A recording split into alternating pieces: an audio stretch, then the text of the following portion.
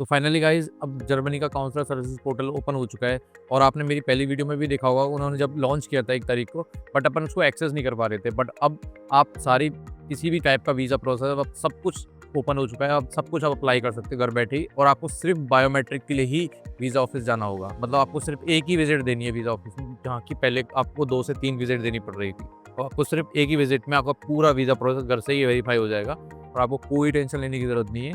और हालाँकि आप ये भी देख सकते हो कि जो लेंथी प्रोसेस थी अब वो शॉर्ट भी हो जाएगी। मतलब आप लगा लीजिए आपके 4 वीक्स लग रहे थे तो उससे काफ़ी कम हो जाएगा इस टाइम पे। मैं आपको क्लेम भी नहीं कर रहा हूँ कि इतनी जल्दी हो जाएगा, बट उससे काफ़ी रिड्यूस हो जाएगा पहले की प्रोसेस से। हेलो गाइस, मैं आपका जर्मन भाई, और अपन इस वीडियो में ये डिस्कस करेंगे कि अपन काउंसलर सर्विसेज पोर्टल पे कैसे रजिस्टर करें और कैसे वीज़ा के लिए अप्लाई करें। पहली वीडियो में मैं आपको पूरा बता नहीं पाया था क्योंकि काफ़ी चीज़ें ओपन नहीं थी, अब सब कुछ एक्सेसिबल। सेम पहले की तरह जो मैंने पहली वीडियो में आपको बताया था कि अपन को सीधे काउंसलर सर्विसेज पोर्टल के ऊपर जाना है। मैं इसकी लिंक भी डिस्क्रिप्शन बॉक्स में डाल दूँगा, और उसके बाद अपन को वीज़ा पे क्लिक करना है कि मतलब अपना रिक्वायरमेंट वीज़ा है। किसी को पासपोर्ट के रिगार्डिंग, सिटीजनशिप के रिगार्डिंग इंक्वायरी हो तो वो पासपोर्ट पे भी क्लिक कर सकता है, बट अपना रिक्वायरमेंट है वीज़ा। अपन वीज़ा पे क्लिक करेंगे। फिर इसके बाद अपन को वीज़ा का टाइप चूज़ करना है, जैसे कि किसी को ब्लू कार्ड के लिए अप्लाई करना है, किसी को अपॉर्चुनिटी कार्ड के लिए अप्लाई करना है। अपॉर्चुनिटी कार्ड को अपन चांस से कार्ड भी कहते हैं जर्मनी में। और सारी टाइप्स के जॉब रिक्वायरमेंट्स हैं इसमें, जैसे कि किसी को जॉब के लिए जाना होता है, बट अपना रिक्वायरमेंट है यूनिवर्सिटी सीकिंग प्लेस का, तो अपनी स्टडी पर्पज़ के लिए जाएंगे, अपना स्टडी वीज़ा रहेगा। और किसी को जैसे कि वोकेशनल ट्रेनिंग के लिए जाना होता है, जैसे कि हाउस बिल्डिंग वगैरह, तो वो इस पर क्लिक कर सकते हैं। अपना है वीज़ा स्टूडेंट वीज़ा का, तो अपन इस पर क्लिक करेंगे। फिर उसके बाद आपने पहली वीडियो में आपने देखा ही होगा कि जैसे कि अपन इंडिया कंट्री टाइप कर रहे थे यहाँ पे, तो जैसे अपने को रीज़न टाइप करना है कहाँ से ब्लॉक करते हैं, तो उस टाइम पे क्या है, इसमें प्लेसेस अवेलेबल नहीं थी, तो अब सभी जगह पे अवेलेबिलिटी आ चुकी है। और जो भी जिस रीजन में एंटर करता है वो अपने हिसाब से भरना पड़ेगा, क्योंकि बाद में आपको वहाँ पे क्या रेजिडेंस प्रूफ भी देना होता है, तो आप किसी भी रीजन में भी एंटर नहीं कर सकते। तो उसके लिए जैसे कि मैं जयपुर से बिलोंग करता हूँ, जो राजस्थान में, तो मेरा रीजन है न्यू दिल्ली, तो मैं न्यू दिल्ली पे अप्लाई करूँगा। और बाकी सारी सेम प्रोसेस है, बस अपन को कंट्री रीजन डिफरेंट चूज़ करना होता है, बाकी जो प्रोसेस होती है वो पूरा सेम होती है। चूज़ करने के बाद अपन अप्लाई नाउ पे क्लिक कर दिया है। अप्लाई नाउ के बाद अपन को अपना रजिस्ट्रेशन करना है, जैसे कि अपना ईमेल डाल देंगे अपन। सब कुछ सेट करने के बाद अपन को ये नोटिफिकेशन भेजेगा, ये कंफर्मेशन का, ईमेल कंफर्मेशन का, तो सीधे अपन को अपने जीमेल बॉक्स में जाना है और अपना ओटीपी जो वगैरह कोड भी कंफर्मेशन आएगा उस पर क्लिक करना जाती है। रजिस्ट्रेशन होने के बाद आपके पास एक जीमेल जाएगा, जीमेल पे एक आएगा कंफर्म अकाउंट करने का, तो वहाँ पे आप क्लिक करेंगे तो आपको ये सीधे कंफर्म करने के बाद इस लिंक पे लेके आ जाएगा, जहाँ पे आपको लॉगिन करना है, जो भी आपने पासवर्ड या जीमेल सेट किया था उसके थ्रू।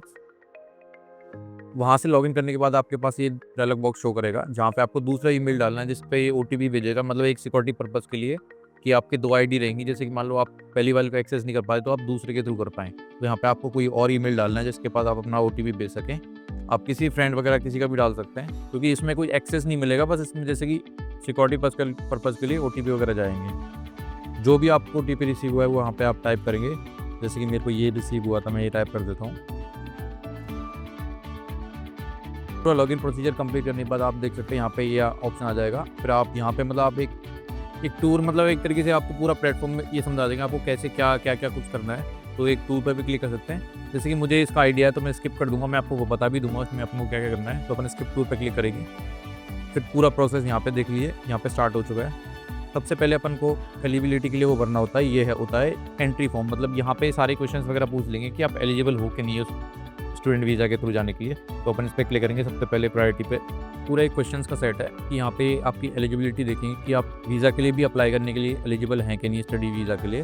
तो आप यहाँ पे नीचे जाके देख सकते हैं कि यहाँ पे एक क्वेश्चन आता है कि you would like to study in Germany, मतलब आपने जर्मनी में पढ़ाई करने के लिए आपने अप्लाई पहले से कर रखा है, आपके पास ऑफर लेटर वगैरह आ चुके हैं या नहीं। जैसे कि मेरे पास यस आ चुका है, और कई होते हैं कि किसी के पास कंडीशनल आता है कि ये कोई प्रिपरेटरी कॉलेज करना पड़ता है, कि मतलब आप मास्टर से पहले आपको 1 साल का एजुकेशन वहाँ पे करना पड़ेगा, तो उसके बाद वो आप वहाँ पे एलिजिबल होते हैं। जैसे कि मुझे एक ऑफर लेटर आ चुका है तो मैं यहाँ पे यस क्लिक करूँगा। फिर इसके बाद नेक्स्ट क्वेश्चन आता है कि कईयों ने कि जर्मनी में जाके आपने कोई बैचलर्स की, अगर आप मास्टर्स के लिए अप्लाई कर रहे हैं, या फिर आपने जर्मनी में अपनी प्रीलिमिनरी एजुकेशन पूरी की है, तो आप यहाँ पे यस क्लिक कर सकते हैं। मेरी तो सारी एजुकेशन इंडिया के अंदर हुई है, तो मैं यहाँ पे नो क्लिक करूँगा।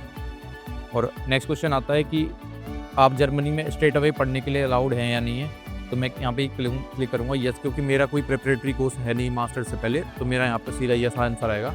उसके बाद नेक्स्ट क्वेश्चन आता है कि आपका जो डिग्री प्रोग्राम है वो फुली डिग्री प्रोग्राम आप एडमिट हो चुके हो उसके अंदर नहीं, या फिर आपका कोई कंडीशनल है कि आपको कोई पहले की कंडीशनली ये पूरी कंडीशन पूरी करनी पड़ेगी। जैसे कईयों का होता है कि उनको लैंग्वेज सर्टिफिकेट्स लगाने पड़ते हैं कि आपको कंडीशनल ऑफर लेटर मिल चुका है और आप अपनी लैंग्वेज सर्टिफिकेट लगाएंगे तो आपको एक फुल टाइम अप्लाई कर सकते हैं, मतलब आपको फुल टाइम ऑफर लेटर मिलेगा वहाँ से। मुझे ऐसी कोई कंडीशन है नहीं मेरे लिए, तो मैं यहाँ पे सीधे स्ट्रेट अवे यस कर सकता हूँ। और कईयों का होता है जैसे कईयों के पार्ट टाइम प्रोग्राम्स भी होते हैं, तो यहाँ पे आप लिख सकते हैं कि I have been admitted to a part time degree program and can start away. और नेक्स्ट होता है कि आपकी जो डिग्री प्रोग्राम है उसके बाद आपको डॉक्टरेट का एम है कि नहीं, मतलब पीएचडी का। जैसे कई कोर्स होते हैं जिनके बाद आपको पीएचडी की रिक्वायरमेंट्स होती हैं, तो आप यहाँ पे यस भी क्लिक कर सकते हैं। फिर नेक्स्ट क्वेश्चन होता है लैंग्वेज स्किल का, कि वो पूछते हैं कि आपको जर्मन लैंग्वेज रिक्वायरमेंट है या नहीं आपके कोर्स के लिए, तो मैं यहाँ पे नो क्लिक कर दूँगा। कईयों को जैसे कि जर्मन टॉट प्रोग्राम होगा तो वहाँ पे यस भी क्लिक कर सकते हैं। फिर नेक्स्ट क्वेश्चन होता है कि आप अपनी लैंग्वेज स्किल कैसे प्रूव करोगे। जैसे कई होते हैं कि अब मैंने आपको मेरी पहली वीडियो में भी बताया था कि कई कॉलेजेस ऐसे होते हैं कि वो आपका लैंग्वेज टेस्ट पूरा इंटरव्यू के थ्रू ही ले लेते हैं, जैसे कि मेरे साथ हुआ था। उन्होंने अपना ऑफर लेटर में ही मेंशन कर दिया था कि he is eligible for this program, तो मेरे को लैंग्वेज स्किल का एग्ज़ाम देने की ज़रूरत ही नहीं पड़ी थी। कईयों को होता है कि उनको लैंग्वेज का एग्ज़ाम भी देना पड़ता है और उसके साथ उनका स्कोर कार्ड भी लगाना पड़ता है, तो यहाँ पे वो क्लिक कर सकते हैं कि ये I can prove the required language instruction bye means of a language certificate. जैसे कि आइल्स हो जाए इंग्लिश के लिए और टोएफिल हो जाते हैं इंग्लिश के लिए, और जर्मन लैंग्वेज के अलग अलग होते हैं, टेस्ट डाप हो जाता है जर्मन लैंग्वेज के लिए, गोएथे का एग्जाम हो जाता है, वो यहाँ पे क्लिक कर सकते हैं जिनके पास लैंग्वेज सर्टिफिकेट्स हैं। और जैसे कि मेरा पूरा टेस्टेड हो चुका था यूनिवर्सिटी के थ्रू, तो मैं यहाँ पे क्लिक कर सकता हूँ टॉप पे। फिर नेक्स्ट होता है लाइवलीहुड, कि आपको कोई स्कॉलरशिप वगैरह मिली है कि नहीं मिली, आप लिविंग एक्सपेंसेस कैसे उठाएंगे। तो जैसे कि मुझे कोई स्कॉलरशिप नहीं मिली, अगर किसी को स्कॉलरशिप मिली होती है तो यहाँ पे यस क्लिक कर सकते हैं। और किसी को पार्शली भी मिलती होती है कि आप 50% आपको खुद को उठाना है, 50% आपकी स्कॉलरशिप होती है, तो यहाँ पे भी क्लिक कर सकते हैं। जैसे मुझे कोई स्कॉलरशिप नहीं मिली तो मैं नो पे क्लिक करूँगा। तो नेक्स्ट होता है कि अगर जैसे मेरे को स्कॉलरशिप नहीं मिली है तो मैं कैसे अपना लिविंग एक्सपेंस उठाऊंगा, तो मैं यहाँ पे क्लिक कर सकता हूँ कि I will secure my livelihood entirely through a blocked account, मतलब मैं पूरा अपना एक्सपेंस एक ब्लॉक अकाउंट के थ्रू सिक्योर करूँगा। फिर नेक्स्ट क्वेश्चन आता है आपका फीस। वो पूछते हैं कि आपका प्रोग्राम है, जैसे कई यूनिवर्सिटी में क्या होता है कि फ्री प्रोग्राम्स होते हैं कि आपका पूरा ट्यूशन फीस फ्री होती है, बस आपको सेमेस्टर कॉन्ट्रीब्यूशन देना होता है। बट मेरे में क्या है कि मुझे सेमेस्टर के साथ साथ मेरी ट्यूशन फीस भी है, तो मैं यहाँ पर क्लिक कर सकता हूँ yes the fee amounts are listed in the letter of admission. और कई होते हैं कि उनके पास क्या होता है कि एडमिशन फीस अलग होती है, उनके पास अलग से लेटर आता है ट्यूशन फीस का, मतलब वो एक ऑफर लेटर के अंदर इंक्लूड नहीं होता, तो इसमें यस क्लिक कर सकते हैं। और किसी के पास इसकी ट्यूशन फीस है ही नहीं, उनको सिर्फ सेमेस्टर फीस पे करनी है, तो यहाँ पे वो नो पे क्लिक कर सकते हैं। फिर नेक्स्ट आता है कि आप अपना मतलब फाइनेंस उठा सकते हैं नहीं उठा सकते, मतलब आप ट्यूशन फीस का, मतलब एक जनरल क्वेश्चन है ये, तो आप तो उठाए, अगर आप पढ़ने जा रहे हो जर्मनी में तो आप तो उठाओगे, तो आपको यहाँ पे यस ही क्लिक करना है। फिर आपके पास नेक्स्ट क्वेश्चन आता है कि आप इंडिया से अगर जैसे कोई अगर इंडिया से या चाइना या वियतनाम से अप्लाई कर रहा है तो उनको एपीएस रिक्वायरमेंट होती है कंपलसरी, आपके पास वो है या नहीं, तो अपन को यहाँ पे यस करना है, क्योंकि इसके बिना अपन अप्लाई भी नहीं कर सकते वीज़ा के लिए। तो यहाँ पर अपन ने यस क्लिक कर दिया। और अब अपनी लीगल एज कि आप लीगली जर्मनी में पढ़ने के लिए एलिजिबल हैं कि नहीं, मतलब आप 18+ हैं कि नहीं है, तो अपन यहाँ पर क्लिक कर देंगे यस। और फिर यहाँ से मतलब आप ये चेक कर देते हैं कि हाँ you are fully completed the form and fulfill the all the necessary requirement. तो यहाँ पर अपन सीधे जाएंगे गो टू एप्लीकेशन फॉर्म, तो अपना एप्लीकेशन फॉर्म आपको यहाँ पे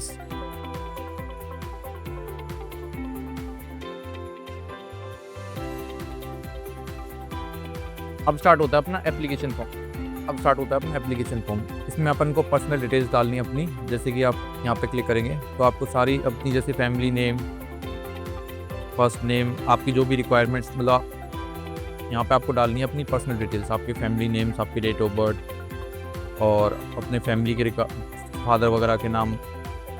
अब यहाँ पे डालनी है आपको पर्सनल डिटेल्स, मतलब अपने खुद के नाम। अब यहाँ पे डालनी है आपको पर्सनल डिटेल्स, जैसे कि आपका फुल नेम, आपके फैमिली की डिटेल्स, जैसे कि फादर का फुल नेम, मदर का फुल नेम, और प्लेस ऑफ बर्थ तीनों के, मतलब मदर फादर आप तीनों के, और डिटेल्स वगैरह हो जाएंगी आपकी। सारी डिटेल्स फिल करने के बाद आपको सेव पे क्लिक करना है और फिर सीधे आपको बैक पे क्लिक कर देना सेव करने के बाद। कॉन्टैक्ट में अपनी ईमेल वगैरह आपकी कॉन्टैक्ट डिटेल्स फिल करनी है।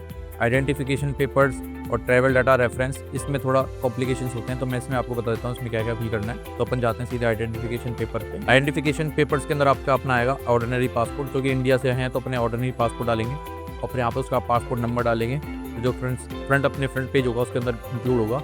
और यहाँ पे अपन को डालना है कि अभी कभी अपन ने कब इशू हुआ था अपना पासपोर्ट और कब एक्सपायर होने वाला है, और इशूइंग स्टेट आएगा अपना इंडिया। ये दोनों इतने कंपलसरी है नहीं, आप इनको स्किप भी कर सकते हैं। फिर उसके बाद अपन को फिर इस पर सेव पर क्लिक करना है, फिर बैक पे दबा देना है। बाद अपन को करना है ट्रैवल डाटा पे क्लिक। ट्रैवल डाटा पे क्लिक करने के बाद अपन को यहाँ पे डालनी है अपनी कि अपना पर्पज़ क्या स्टे करने का। जैसे कि अपन स्टडी वीज़ा पे जा रहे हैं तो अपन स्टडी वीज़ा पे क्लिक करेंगे, और फिर उसके बाद अपन को क्लिक करना है कि अपना प्रोग्राम कब स्टार्ट हो रहा है। तो मैं आपको सजेस्ट करूँगा कि आपके प्रोग्राम से कम आप 20 से 25 दिन पहले जाएँ वहाँ पे, जैसे कि आप अपना अकोमोडेशन भी पूरा देख सकें, आपकी सारी रिक्वायरमेंट्स पूरी कर सकें, सारा रजिस्ट्रेशन हो जाए वहाँ पे जाने के। तो आप 20 दिन पहले की आप यहाँ पे डेट डाल सकते हैं। और यहाँ पे आप टू में आपको कुछ भी लिख सकते हैं कि आप लिख सकते हैं मतलब ऑलमोस्ट कि हाँ कोर्ट मतलब आपका प्रोग्राम 2 साल का है तो आप यहाँ पे लिख सकते हैं 2 ईयर्स। इसमें ऐसा कुछ रिक्वायरमेंट नहीं होती है, आपको कोई फिक्स डेट देनी है, ऐसा कुछ नहीं होता है यहाँ पे। तो आप सजेस्टेड डेट कुछ भी डाल सकते हैं। उसके बाद यहाँ पे सेव पे क्लिक करना है, और फिर सेव यहाँ पे बैक पे क्लिक करना है। सेव करने के बाद होता है रेफरेंस का। रेफरेंस में अपन को डालना होता है कि अपन एजुकेशनल एस्टेब्लिशमेंट मतलब आपको यूनिवर्सिटी के थ्रू जा रहे हैं, यहाँ पे आपको यहाँ पे क्लिक करना है। फिर आपको यहाँ पे यूनिवर्सिटी का नाम डालना है।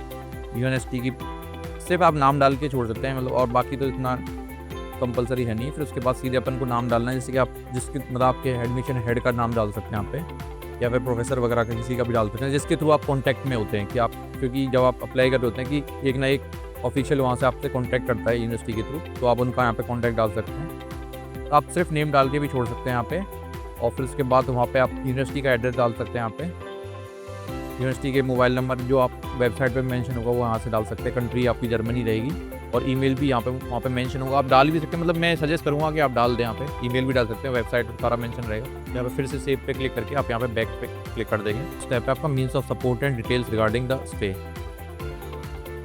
ये इतना कंपलसरी होता नहीं है कि आप डाल सकते हैं कि what are your means of stay in Germany, मतलब ऐसा कुछ कंपलसरी नहीं है कि आपको ये फिल करना है। क्योंकि ये उनके लिए होता है कि जैसे कि मान लो अपन ने एडवांस में अपन को वहाँ पे एकोमोडेशन मिल गया है, तो वहाँ पे आप अपना आपकी डिटेल्स डाल सकते हो कि आप कहाँ रहने वाले हो, तो उसके रिगार्डिंग आप यहाँ पे डिटेल्स डाल सकते हो। कि जैसे मुझे तो अभी कुछ मिला नहीं है, मैं यहाँ पे नो क्लिक कर दूंगा, और इसमें आप बाकी सारी चीज़ें स्किप कर सकते हो। आप यहाँ पे ये डाल सकते हो आपकी कॉलेज की सिटी जो रहेगी, मतलब आपकी यूनिवर्सिटी की सिटी रहेगी, जैसे बर्लिन हो गई, तो वहाँ पे ये डाल दोगे, उसका पोस्ट कोड डाल दोगे, और बस ये 2 डिटेल्स डाल के भी आप यहाँ पे सेव क्लिक कर सकते हो।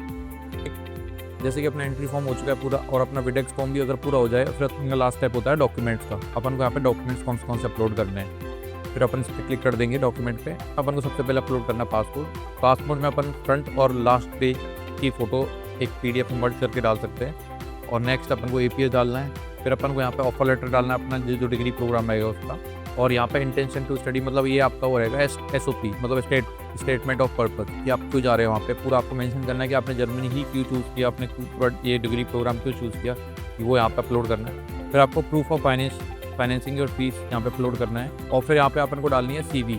आप अपनी CV वहाँ पे भी बना सकते हैं यूरोपास से, जो एक फ्री वेबसाइट है जर्मनी की, और वो एक्सेप्टेड भी है यहाँ पे। वहाँ पे जाके अपना CV भी बना सकते हैं। और फिर अपना है next proof of secure livelihood. यहाँ पे अपन को डालना है ब्लॉक अकाउंट की डिटेल्स।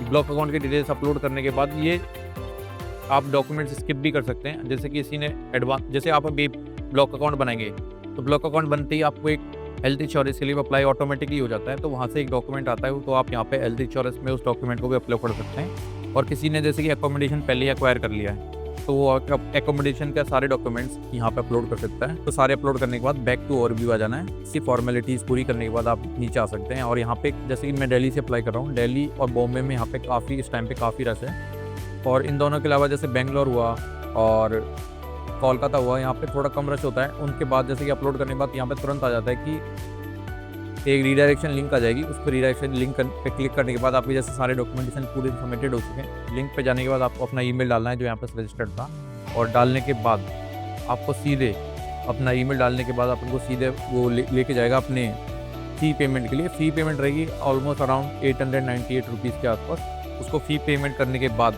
आपकी वीज़ा प्रोसेसिंग चालू हो चुकी है।